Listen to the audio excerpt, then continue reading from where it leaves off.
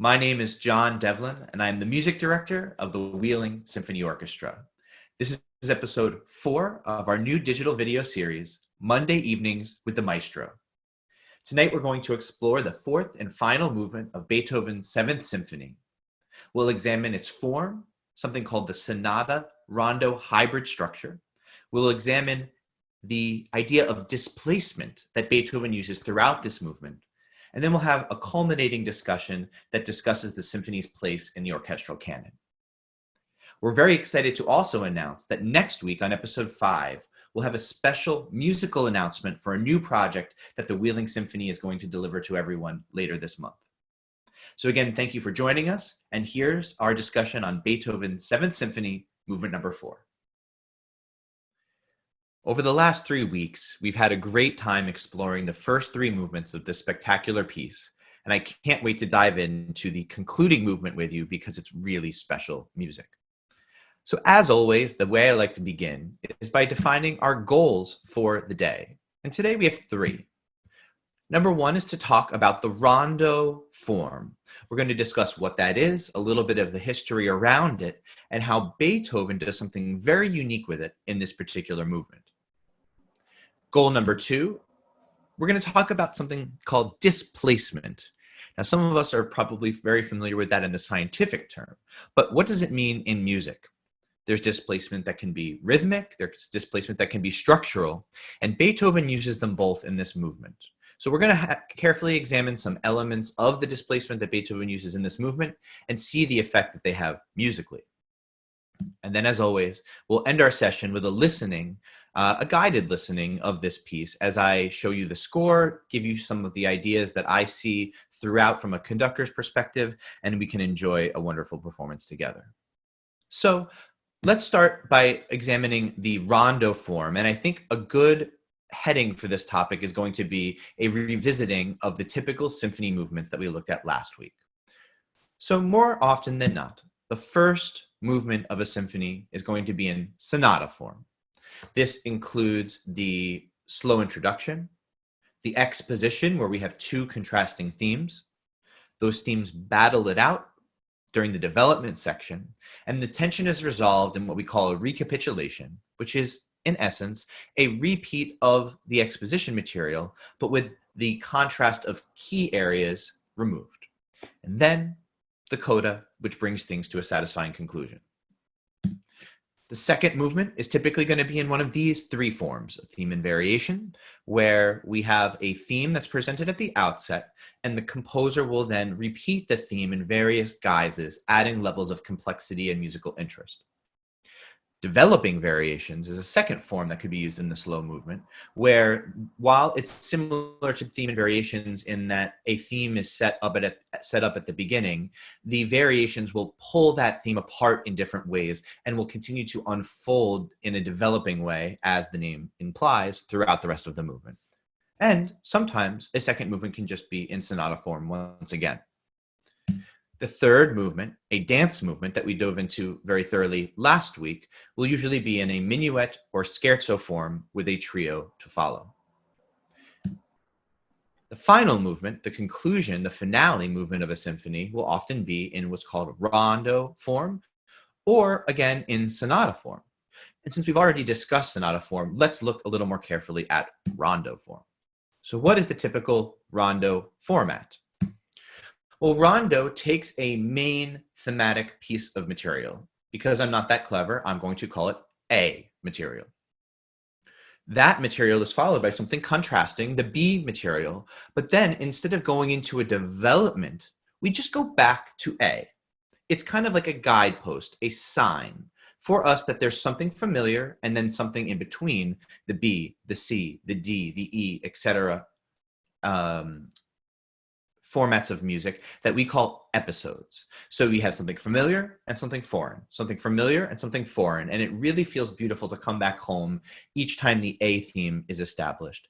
And in a finale movement, you can imagine that most composers are going to be energetic, ebullient, forceful with the music that they choose to inhabit that A material, since we're going to hear it so many times.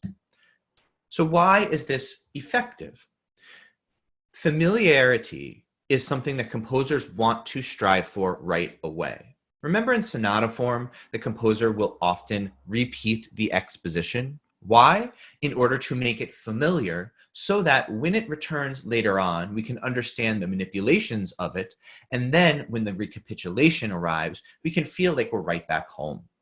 Here in a rondo format, we have home returning to us again and again and again. And almost always, there will be some small variation in the way the A material is established in the subsequent versions after the first one, but they will still be absolutely recognizable as that main theme.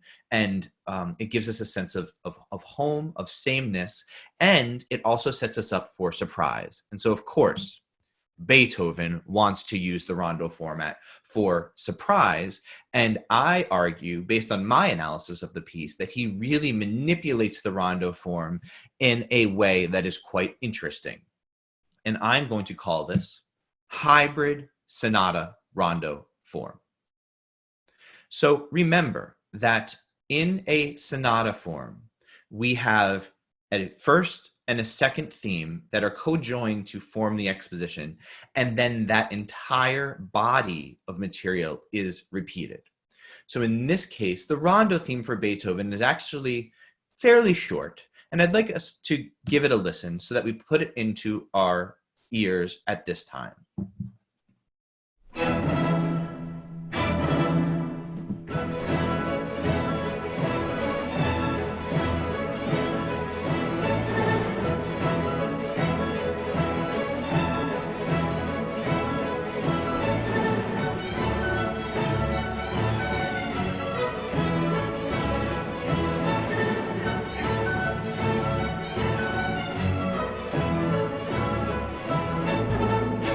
That's our rondo theme, and you can't help but feel the joy contained within it. I wrote a description of that theme as a contradance, which is a peasant country style dance that would have been popular in Germany and Austria at the time, which it involves stomping, and you can hear the very simple duple meter, meaning 2 beats per bar. Bump ba da ba ba da ba da ba da ba da 1 2 1 2 1 2 1 2. Simple, straightforward, symmetrical, ebullient, and that's what Beethoven is going for here. And I also wrote, it's a motive similar to Symphony number 5, because of course in Beethoven's 5th Symphony, we famously have ba ba ba ba, ba ba ba ba, short, short, short, long, short, short, short, long, famous, and we know it. Here he starts with something different, right? Da da da da, da da da da. So we have long, short, short, short, long, short, short, short. It's an inverse of the Fate motive from Beethoven's Symphony 5, but similarly will serve as a signpost, as a marker for us when we're going to be changing sections in this music. So we'll explore that rondo theme further as we go into our listening, but I think it was important for us to put that into our ear as we begin our discussion about this innovative style of form. So now that you know what a rondo theme sounds like and you are familiar with the structure of a traditional rondo, A, B, A, C, A, D, etc., I am arguing, as you can see from the title of this slide, that there's a hybrid form, sonata rondo, and the question is, how do these two combine? Let's look. So a sonata form has to have an exposition. So how does that combine the element of the exposition with the rondo statement?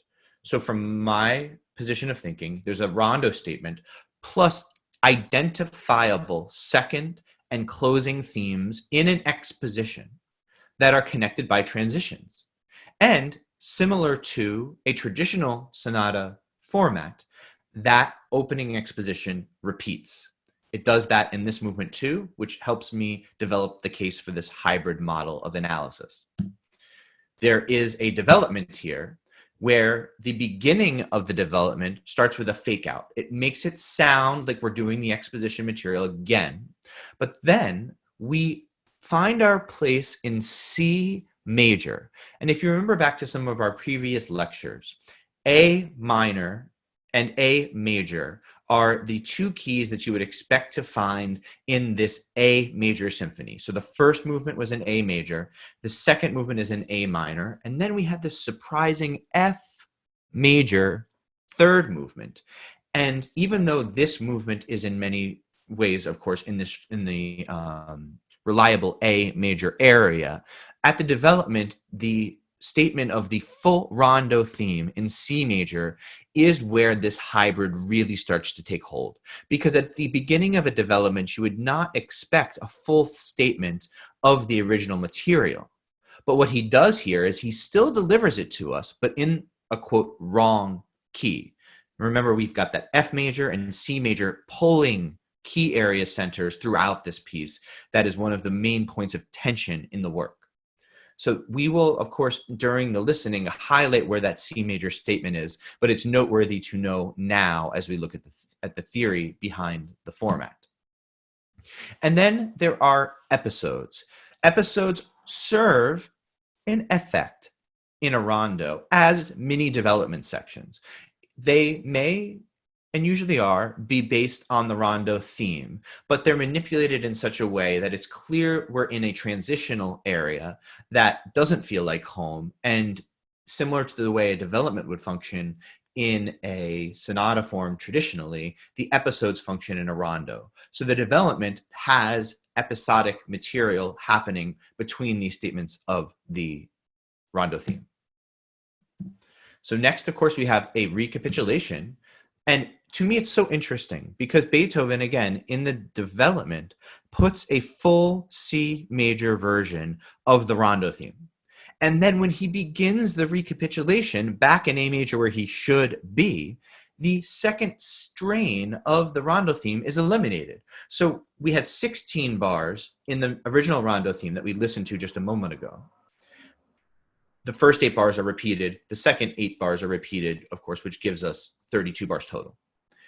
In the recapitulation version, where we are in our expected, again, A major, the first 8 bars are repeated, and then he skips right to the 17th bar of what we heard at the beginning. A very strange choice, but one that gives us an accelerated feel in the recapitulation. And again, something that would not be expected in a sonata form movement.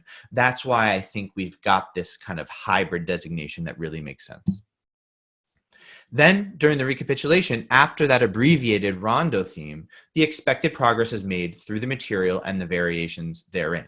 So there is a sense of real recapitulation here with a marvelous transition into the coda, which avoids the rondo theme altogether and instead gives us some of the familiar material that comes after the rondo theme in the exposition. And then you can see I've described it leads us to a void. Things break down. This is a famous moment in music where the key we're supposed to be in is avoided. All semblance of melodic contour and periodicity, meaning the way that theme repeats at a expected interval time-wise, is eliminated, and we feel stuck. And of course, for Beethoven, being stuck provides a beautiful opportunity because the way he removes us from that sticky void is absolutely magical. So when we do return back home, the rondo material, although it's again omitted in the original format, a triumphant conclusion is delivered based on that music that we hear in the exposition that comes immediately after the rondo theme. So again, he doesn't obey the rules precisely of any one format, but my argument to you all today as we listen is that he's going to be combining kind of the best elements of these two forms, sonata and rondo. All right, and then much more briefly, I want to talk about something called rhythmic displacement. What are our rhythmic expectations? Again, as I mentioned in this music, we are in 2/4 time. Let's look at the score. Do you see here to the left of the beginning material, we have some information that the composer gives us. We have the list of instruments that are playing the adjacent horizontal line. We have a clef here. You notice that most of the clefs are what we call treble clefs. That is a shape probably familiar to most of you. And then we've got bass clefs for the lower instruments like the bassoon, the timpani, and the cellos and basses. The violas have their own clef called alto clef, and that's what you see here. Then the symbols that you see here define the key signature. Every time you play a note of a pitch to the right in the music, that falls on one of these lines or spaces where you see this pound sign, which is a sharp sign, the note is therefore raised half a step. Then we get the last piece of information, the time signature. Here, 2/4. The 2 is a designation of how many beats are in a particular measure of music. The measures are separated by these vertical lines called bar lines. And then the 4 indicates that the quarter note, 1/4 note, is the note that gets the rhythmic impulse. So there are 2 quarter notes in each bar. And because of that, you'll see as we go along here that there's a very regular periodicity to this music. We're thinking 1, 2, 1, 2, 1, 2.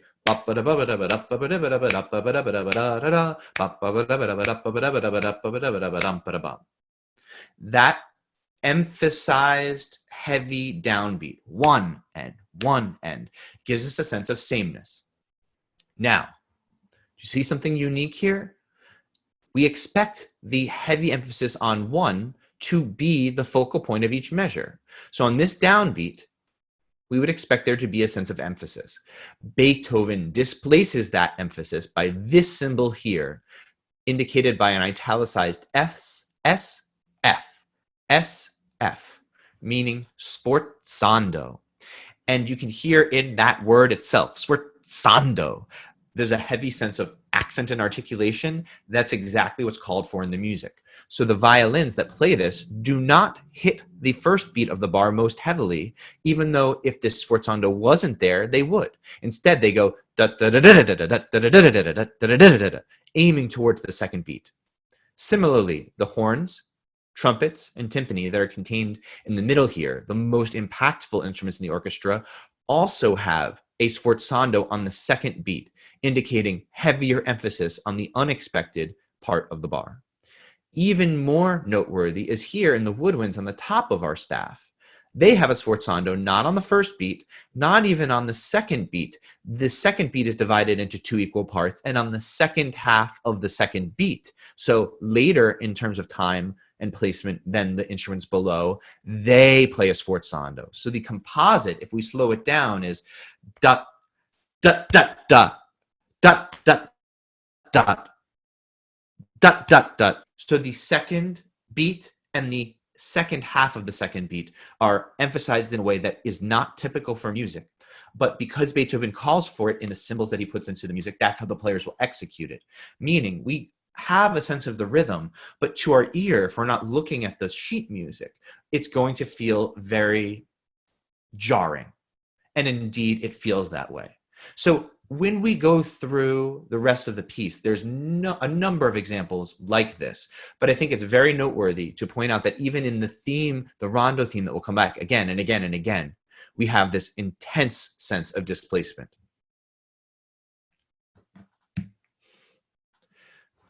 So again, Beethoven would have us expect emphasis on the downbeats and gives it to us on the offbeats, creating this sense of uncertainty in us. So how does Beethoven then manipulate those rhythmic expectations we have? We've already mentioned sforzandos, but let's now talk about orchestration. So you can see throughout here that Beethoven will use different pockets of the orchestra to create rhythmic disruption. Let's look up here on the right top system of this page. You can see that there's a nice horizontal line that is played by the first violins here that will catch our ear. Normally,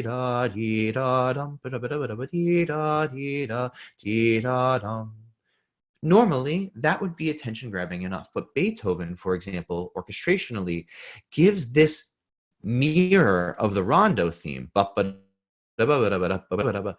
to a cascading group of instruments. And you can see them indicated here by the 16th note. So first in the first violins, and then while the violins take over that more horizontal melody, the second violins, and then the violas, and then back to the first violins, to the second violins, to the violas, and then all the violins, the violas, and back and forth and back and forth. So this sense of stability, you notice that this gesture, which constantly is peeking through the texture, does not have a note. There's a rest on the downbeat, again, where we would expect the height of rhythmic activity to take place, Beethoven removes it entirely from the most active line happening in music at the time. So these types of orchestrational manipulations are going to create further uncertainty in his audience's ear and is another tool for Beethoven to thwart our rhythmic expectations.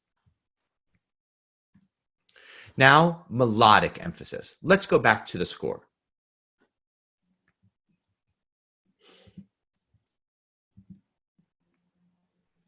This is the area of the music that I'm going to label the second theme. And it is a very kind of hooked theme. There's a sense of rocking back and forth. And then the violins jump, ba-dum, ba-dum, ba-dum, ba-dum, ba-dum, ba-dum. And then you'll notice this is piano soft. All of a sudden, whoop, there's this huge punctuation mark from the whole orchestra forte on the second beat. And again, even though this is the main melody, notice there's a rest on the downbeat. There's a rest on the downbeat. Every time this music comes back and restarts, we don't get music from our primary voice on the place where the rhythmic structure begins and ends. That are these structural points within a typical 2/4 rhythmic structure. So again, Beethoven knows what our ear wants to hear and is constantly making us unsure of where we are.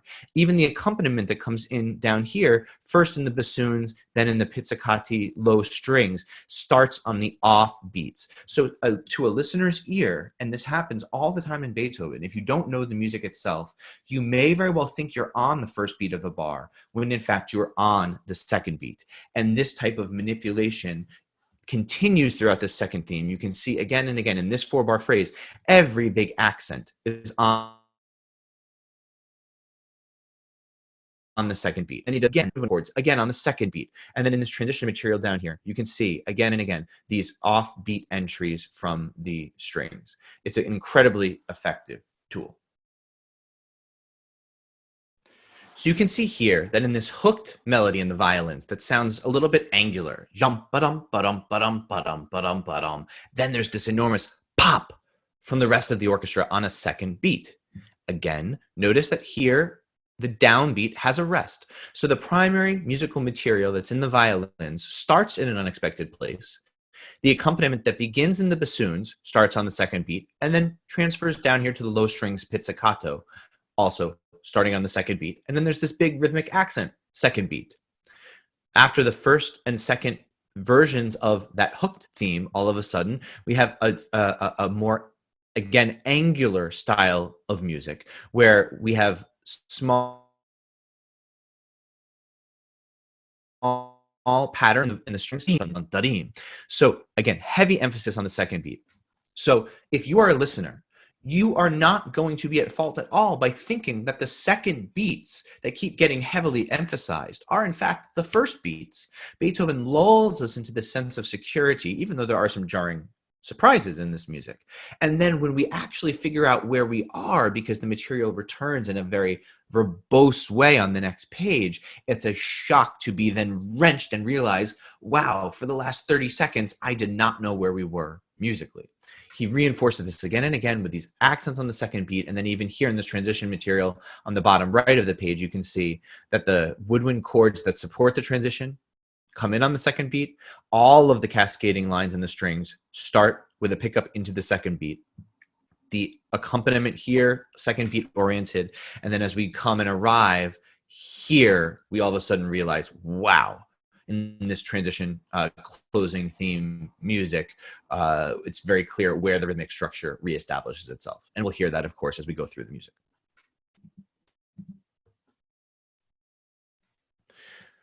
So that's a lot of ways that Beethoven has at his disposal tools to manipulate our rhythmic expectations. The sforzandos, the types of instruments he chooses to use and where he uses them, and the way his melodies are emphasized.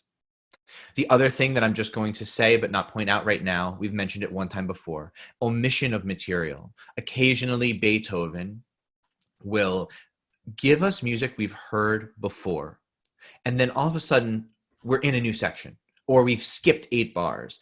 And that is an incredibly effective tool of manipulation. And in addition to that, there are a couple areas where Beethoven actually extends ideas, and that inclusion of new material where previously it did not exist also serves to thwart what our ears are hoping to hear. So I hope that was a invigorating lesson as far as the types of things we're going to hear in Beethoven's music in the fourth movement of this symphony. And now I look forward to guiding us through a listening of the piece. And we're going to be, again, listening to a recording made by the Pittsburgh Symphony Orchestra and their music director, Manfred Honeck. All right, so here we are with score in hand, and we're going to listen to the fourth movement of Beethoven's Seventh Symphony. Here is the Allegro con brio marking, fast with fiery energy, and you can see we're in 2/4 time as we've discussed before, and there's a lot of repeats in this music because the Rondo theme has two parts, both of which are repeated each time we see that music. It flies by very quickly because of the speed and energy of the music and the fact that there's only 2 beats per bar. So as always, I will guide us with my cursor, and I hope you enjoy.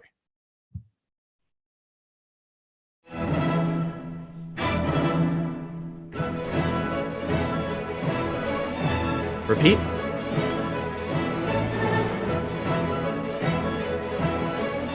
And second ending. Now we're hearing the second half of the Rondo theme. Repeat.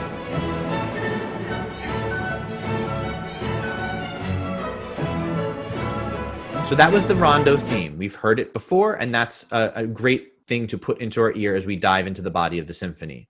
Now, remember in some previous sessions, I talked about liking to name different material so that I have an image of it in my head. So here, I've used this one before, actually. You've heard me use it, but it applies here again. Lightning bolts. Zat-da-da-da, zat-da-da-da, zat-da-da-da, da-da-da-da. And then dee-da-dee-da-dee-da-dee-da-dee-da-dee-da-dee. And I call this the pull and throw, because in my mind, in the first bar, dee da dee da dee da ya da dee da dee da dee da da. There's a sense of pulling back, maybe on the bow hair of an arrow for 2 bars, and then we release and it tumbles forward.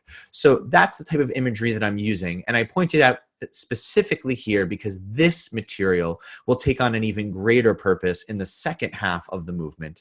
And this is also the beginning of what I call the sonata hybrid with the rondo, where we've heard a rondo theme, and now this is the conclusion of what I would call the A theme. That's going to keep going all the way to here, down on the bottom side of the screen, where we're going to hear a very stuttering gesture. I call it robot, and it goes da da da da da da da da da da. It's like peckish, it's metallic, it's repetitive, it's mindless in a certain way. That continues all the way here till we get to our second theme, which we also talked about during the overview. So I'm gonna let the music play for a little while. Again, we've got lightning bolts, we've got the bow and arrow, throw and release. We've got music that connects those two things. We have the second part of the main material here in the A section, the more horizontal linear theme. And then we've got our transition in robot world. Okay, so here we go. Second ending leading into this new material.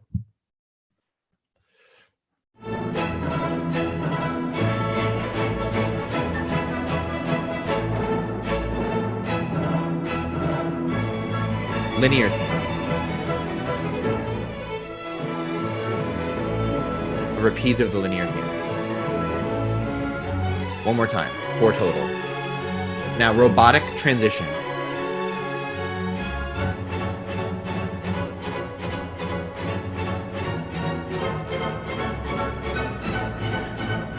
Okay, so we passed through C sharp minor, a very distant key to where we would expect to be here, especially in an A major movement. We wouldn't even expect to go into minor. And now we have our second theme area here, again with this hooked feeling in the violins, with the second beat accents from the orchestra that disrupt it. They have another go at it and see if they can make it a little further, and they do. And then we've got these interjections, big forte gestures that disrupt the placement again. Then the flute and oboe have their turn playing the hooked gesture, and it goes back to the violins. We again have the interruptions. Flute and oboe have another attempt at that, and it gets cut short by this cascading transition where these beautiful floating woodwind chords coalesce around a cascade of the hooked theme that you can see visually. It even looks this way. It starts in the top, goes down and comes back up, goes down, comes back up. It's undulating, it's wave-like, it feels like we're on the ocean. And then we have this cacophonous closing material where we have sforzando after sforzando after sforzando after sforzando, unrelenting. Beethoven, you can hear him going mad with this music. It is incredibly powerful, incredibly disorienting, wildly unstable, which leads us back to the Rondo theme. And this carries us all the way back to the beginning again. And we hear all of this again, a full repeat of what is the exposition, but again, containing what I call that Rondo theme as well. So let's listen to this full section.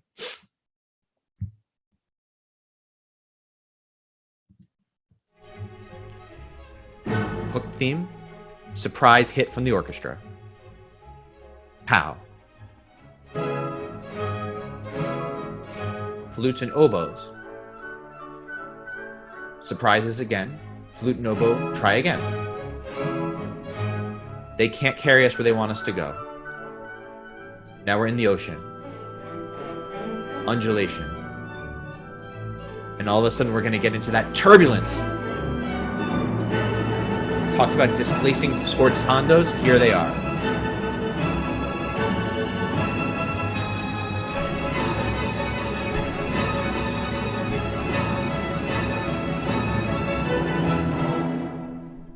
Okay. I mentioned it as we were listening, but I'm going to say it again. We have these displacement sforzandos, one of the highlights of our lecture portion. So we've got a couple bars here, and then sforzando, sforzando, sforzando, sforzando, sforzando. You see Beethoven is unrelenting in this, and then a change. All of these sforzandos happen on the principal beat of a bar, but we've talked about this before. Beethoven wants us to feel disoriented. So what does he do? He comes down here and places the sforzando on the second beat of the bar, and then takes a bar off, and then on the second beat of the bar, and takes a bar off, and then 4 consecutive pow, pow, pow, pow, each bar on the second beat until we arrive back here with zump-a-da-dum, bump-a-da-dum. Remember we talked about that kind of opening motive, very recognizable? Da-da-da-da, da-da-da-da. We saw it at the beginning here. Well, we are now going to return to this material, repeating all the way back to here and hearing all this again. So I'm going to withhold commentary on the second listening and see if you can piece all of those elements we just discussed together for yourself.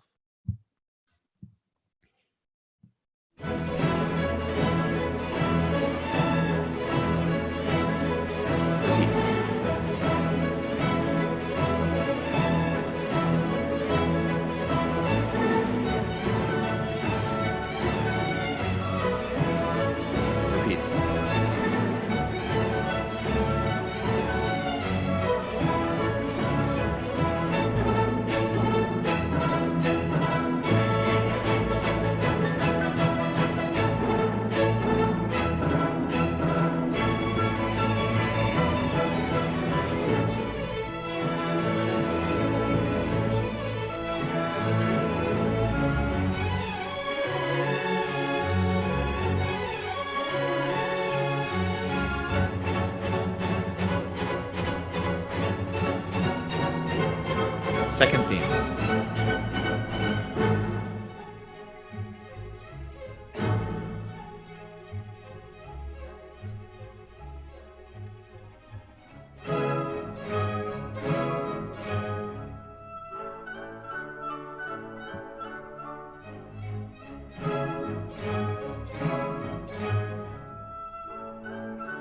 Transition.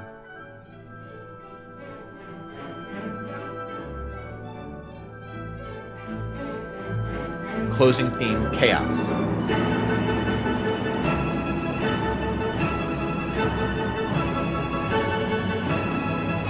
Displaced sforzandos.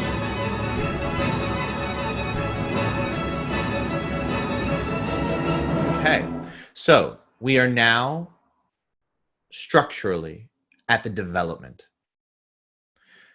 We are going to think that we're going to have another rondo form because you can hear already the music is similar. Zut-da-da-da, za-da-da-da, and then you're going to hear da-da-ga-da-ga-da-ga-da, all good, right? We may be in the wrong key. We're in C major now, but we still hear the same melodic expectation. But then all of a sudden, Beethoven hits pause. It's going to feel like we get stuck. It's music we've heard before, but he suspends time, gives us these longer sustained notes that we don't expect. And just when we think we've figured out what he's doing, he hits us again with the Rondo theme, manipulated and then even further pulled apart. So let's see how Beethoven plays with our expectations of time and melody to create for us a feeling of vast uncertainty.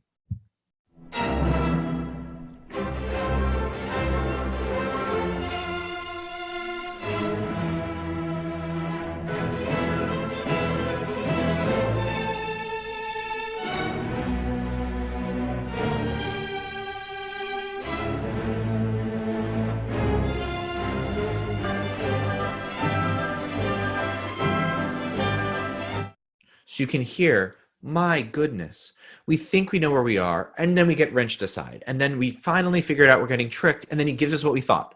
And then, just as soon as we figured out where we were, again, he wrenches us apart again. So it is such masterful manipulation of expectation and rhythm and displacement. There's no way that you could tap your foot to this music. You can't hum along to this music. It is discombobulating and disorienting on purpose. However, as we exit that, look at this. If you do read music, you're going to see the Rondo theme presents itself again. This time, as I mentioned during the overview, it's in C major, so the wrong key, another highlighting overarching point of the symphony that we find ourselves in C major very often, F major very often. But it's the music we expect, and it's the full statement of both 8-bar phrases repeated, and listen to how familiar this sounds, even though it's at the quote wrong pitch level.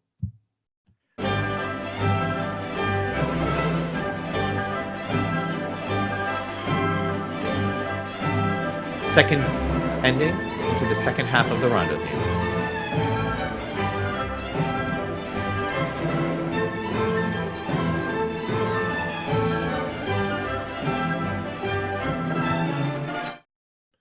So Beethoven has now put us back into familiar territory, and knowing that it's a development and knowing that it's Beethoven, you are right if you think the next thing he's going to do is disorient us again. So we've seen over and over again, the accents on the second beats. Well, now he takes this to an even higher degree. He moves, if you can see here in the second ending, as we exit the Rondo theme, that the second beat accent maintains in the violins. But now that we're before, if you could see back up here to the left, the sforzando on the last eighth note of the beat was in the winds. Now he moves it down to the low strings for 4 bars. And then he spins it around and gives the accent on the second beat to the winds, keeping the answer in the low strings. Back to the violins here, back to the low strings here. And you can see now we have this wall of this. Exact same repeating thing where we've got this accent on the second beat followed by an accent on the final eighth note, and it's just pass back and forth, pass back and forth, pass back and forth.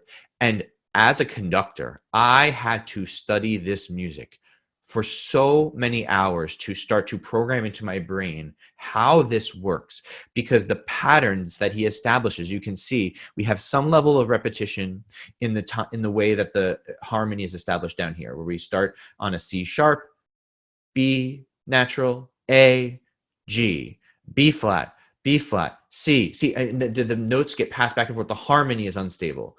The violins then echo that in a different way. And then we have groups of 2 bars. You can see here where we've got F natural in the bass, F natural in the bass, F sharp in the bass, F sharp in the bass, G in the bass, G in the bass, G sharp in the bass, G sharp in the bass, A in the bass. And then we've been established in a 2-bar pattern. All of a sudden we come here, and now he accelerates to moving the harmony every single bar, from A to A sharp to B sharp to C sharp to D sharp. And then finally where we want to be is in E, because the dominant key of A major, which is where we want to end up, is E major. So as soon as we get to E, where we think we're going to be home, he drops the hammer on us and he pushes up into F major. Again, completely unexpected, but Beethoven is just playing games with us here. So a lot of that was probably very technical as far as the keys and the structure here. But what I'm going to do for you now is just play, and I'm going to keep my mouth shut. And what I want you to just listen to is how disoriented you're going to be, how it feels like we kind of arrive in some place that's predictable here, and then all of a sudden we're in the wrong place here. We have a lone flute playing the Rondo theme, which we know cannot be the actual return to the recapitulation that we're hoping for.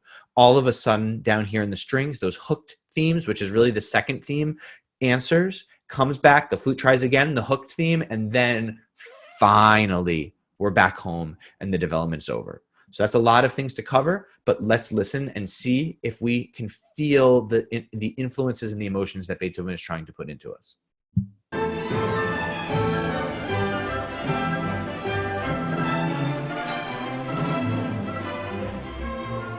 All these displacing accents. Now we get disoriented. The harmonies don't feel right.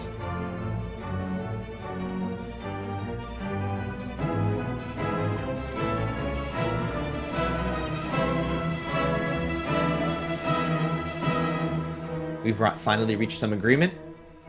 And wrong key. Flute takes over. Hooks in the strings. Flute gets one more try.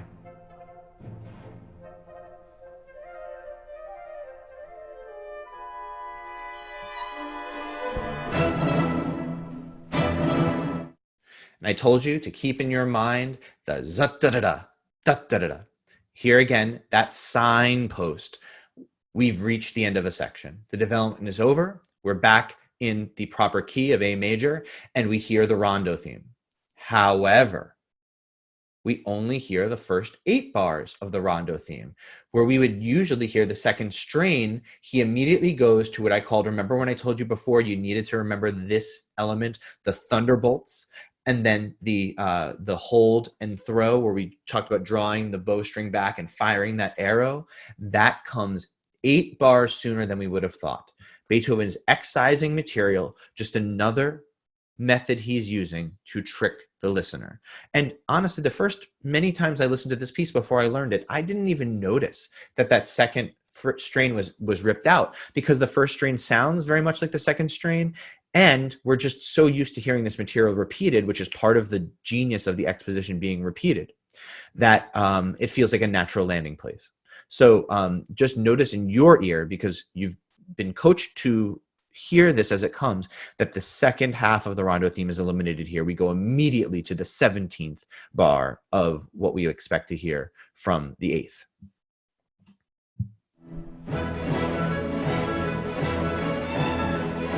So strain A repeats. And all of a sudden, we cut out 8 bars of music. Here we go with pull and fire. One more time. And now the rest of the material follows the way we would expect.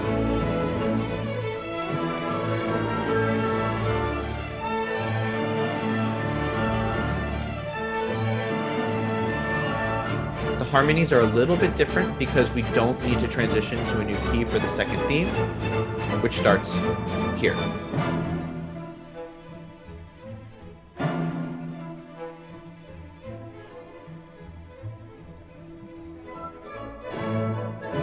All of this should sound very familiar.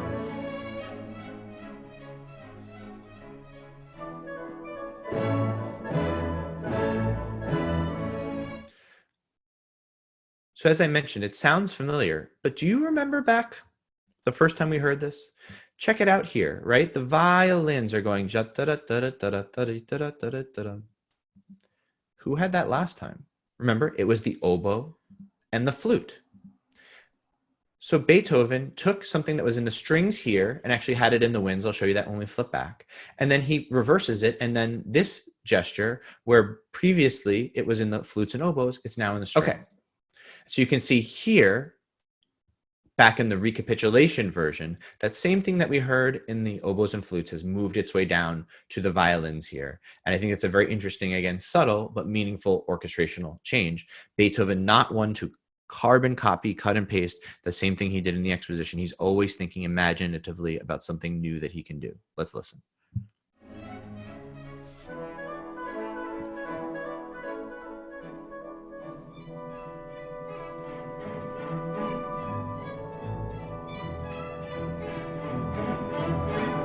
Okay, so that was the theme that had been passed from the violin, excuse me, from the flute and oboe originally to the violins. And then as we return back,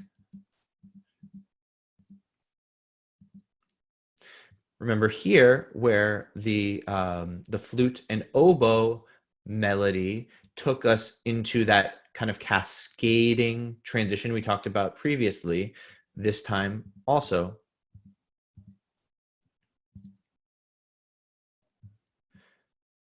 the flute and clarinet do so in this version. So again, these little tiny changes really make a big difference. And now we get to that. Remember that music I called cacophony music last time?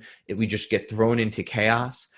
It is doubled here. We have much the same structure, but halfway through, Beethoven adds this new element right here, the downbeat of this new page on the top left, where he sustains for the first time the chord for 2 bars, and you're going to feel this gut-wrenching extension of a feeling we haven't experienced before. He adds 2 more bars and a new chord before taking us where we need to go. And then you're going to hear again here that we have another marker moment where we think we know where we're going to be, and then we get thrown into the that linear theme that I talked about earlier, that had the little interpolations from the other string voices, but we're going to feel familiar again. And then of course Beethoven will change things up one more time, and I'll describe that to you when we get there.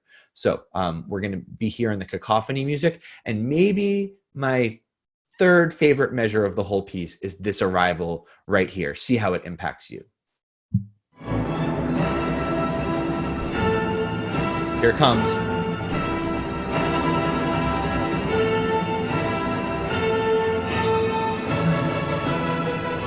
Displacement. Displacement again. Acceleration of displacement. And then marker. So I'm going to rewind it because I just want you to hear that one more time. Remember how we've always had just 2 markers, right? Zut-da-da-da, da-da-da-da, da-da-da-da-da-da-da-da-da-da-da-da-da-da. Beethoven gives us 2 more here, and then 2 more, and he's telling us, you felt at home because of this. Get it into your brain that this is coming at you, because this may be the last time you hear it, and it feels kind of whip-like that we're getting hit over the head with this again and again. And then we're just back into smooth material, not what you would expect after this kind of accelerated demarcation of structure. So I just backed this up by a few seconds, and we're going to hear how instead of just 2 versions of this, we get 6.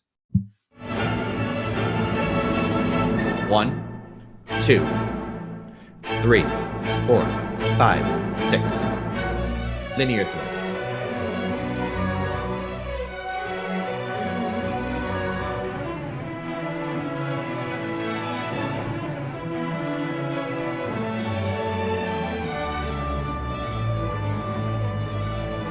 Okay, so this started off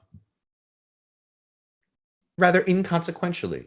We think we know where we are. He skipped again the Rondo theme, but we're just in that secondary A material that we've heard before, the linear theme. But then all of a sudden, we start to hear something different. These were always in very clear 4-bar patterns. That's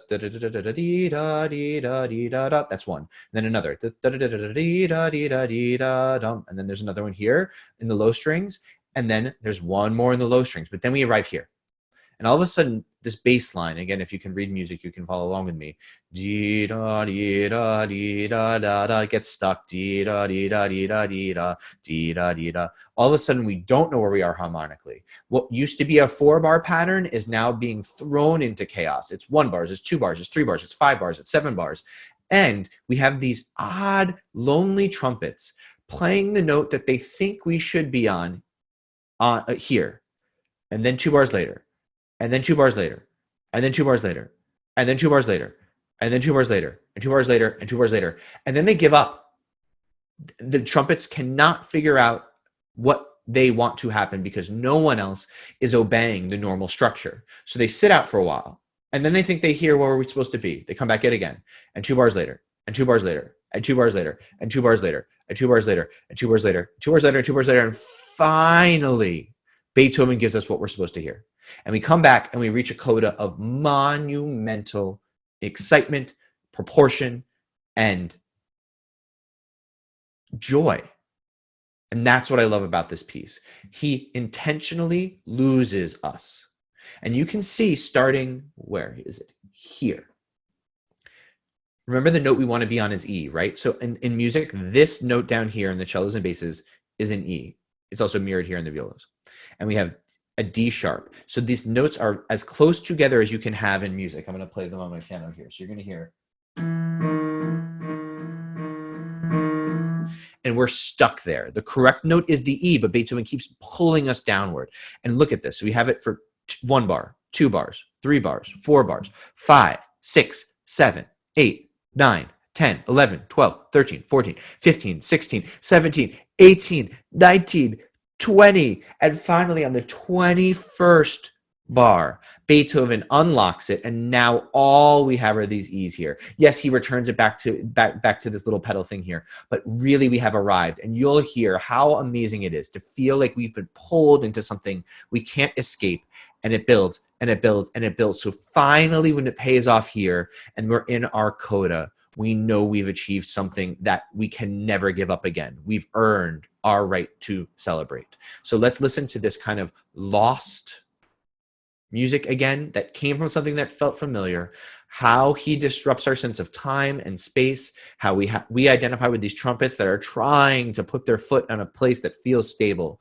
And then Beethoven gives us this murky underworld here. Remember I talked about the void when we were doing our overview? This is that void. And then I'm not even going to have to tell you when we are back home because it's so musically obvious. And that is the genius of Beethoven. Let's listen to the void music to the escape.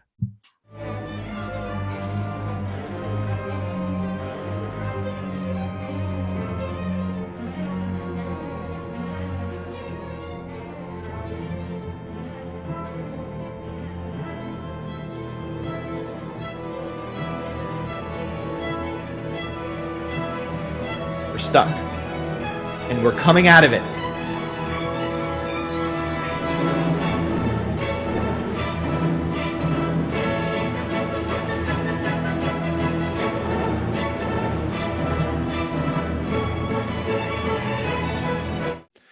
Okay, so I'm sure you heard that. I'm sure it was as exciting for you as it is for me every time I hear or conduct this music. And remember, we had those mark posts, right? Da da da da da da da da dee da da da dee da da da. 4 of them this time.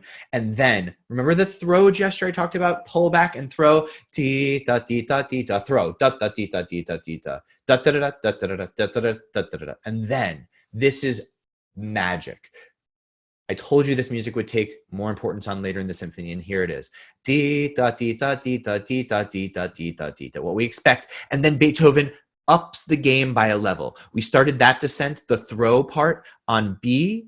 Now we started on C sharp, then we started on D, and then we started on E and complete the gesture. And so what was once a 4-bar idea gets extended. The second 2 bars get repeated, and it raises a pitch level, one more time, and then this monumental musical moment in the history of symphonies. 3 Fs. Beethoven has finally paid off all of this journey, and for the first time in his musical life, he writes 3 Fs. Fortissimo, the loudest an orchestra can possibly play. He wants to enforce for us how structurally satisfying, how joyful, how ebullient, how exuberant this music can be, and it's right here. And Beethoven, when he has a good idea, is not ashamed to repeat it. He'll do it one more time, and then the French horns get to shine in maybe the finest piece of horn writing in Beethoven's music as we end the symphony. So I am going to rewind us back just a few moments so we can hear this build-up, the repeat and the extension of the throw motive, and then you're going to hear it happen one more time before we cascade to the ending.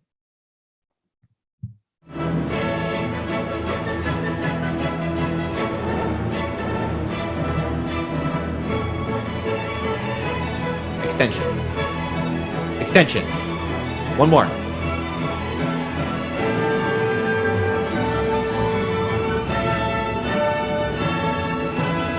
Repeat of that idea, extension.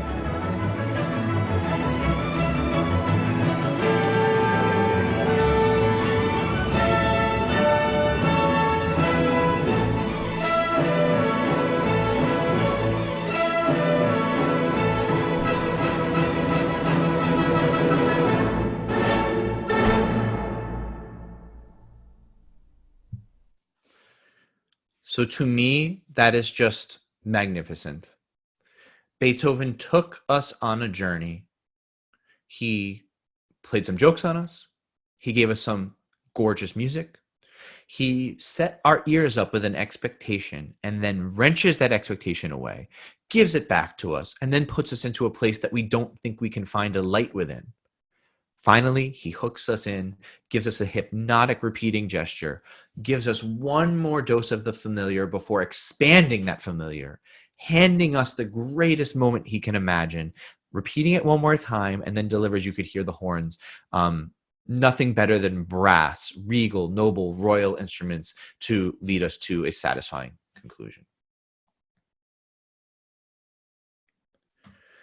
So typically we would be nearing the conclusion, but I just want to take 2 more minutes because we've gone on a journey for some of us 4 weeks in a row now.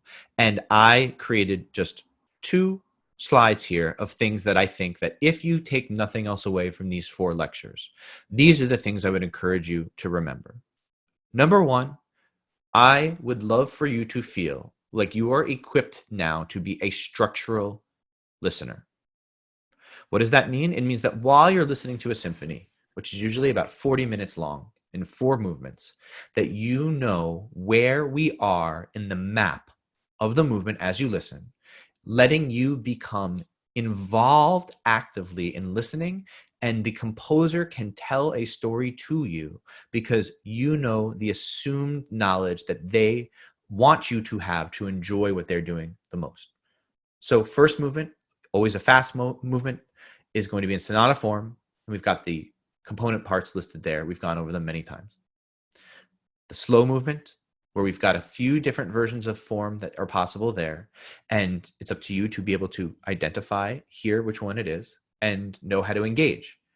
This is where program notes can be very useful, or Wikipedia if you pull your phone out, because you can usually look up the structure of the slow movements, which could be many options, as we've said. And then if you are aware of what the structure is going to be before you listen, then you can be that active and engaged listener as we go through. We've gone over last week the dance movements, which are going to be a minuet or a scherzo and a trio. And then finally, a fast movement at the end, rondo or sonata. And in some cases, as we heard about today, both. So again, structural listening. And then my second and final point I'd like to leave you with is Beethoven as an innovator. It's his 250th birthday this year, and he deserves to be recognized as still somebody that we can point to as having changed the entire symphonic form. He introduced the scherzo to us. He introduced new instruments like the piccolo, the trombones, and percussion into the symphony that we hadn't heard before. He's often inhabiting distant keys that we would never have expected to hear in symphonies previously. He connected his movements without pause so that the transitions were as effective musically and dramatically as possible, another innovation. In the Fifth Symphony, we know that he returns music from previous movements, like he uses the theme from the third movement in the fourth movement. And then famously at the beginning of the Ninth Symphony, last movement, he returns the themes from all of the previous movements.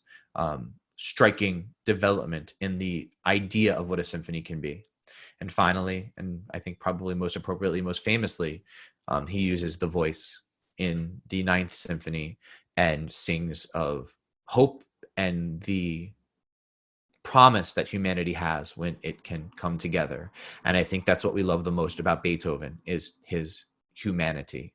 I think a beautiful image to leave you with is going to be, this is what in Beethoven's own hand, the final movements of that, the final moments of that movement that we just heard, this is how he wrote it on the page. And you can see just even from the way that he writes, that this is music he feels emotionally, it's music he feels physically, and his mind is a turbulent one. It's not overly neat, it's not overly detailed, but it is powerful. And I think Beethoven's power as a composer is something that we will remember forever. So thank you so much for being with us on this musical journey through Beethoven's Seventh Symphony.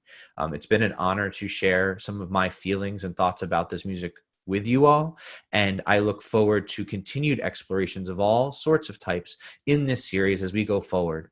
And stay tuned to the Wheeling Symphony's website, email list, and social media channels for a big announcement that we have coming up for you that I'm so excited for, that will appear musically for you later this month. Thank you so much for listening to our presentation on the final movement of Beethoven's Seventh Symphony. As we were presenting, we saw so many great questions come in from our audience. We're going to flip now, after a slight pause, to the live Q&A, and I'm looking forward to having that conversation with you. Again, thank you so much, and we'll see you on Facebook.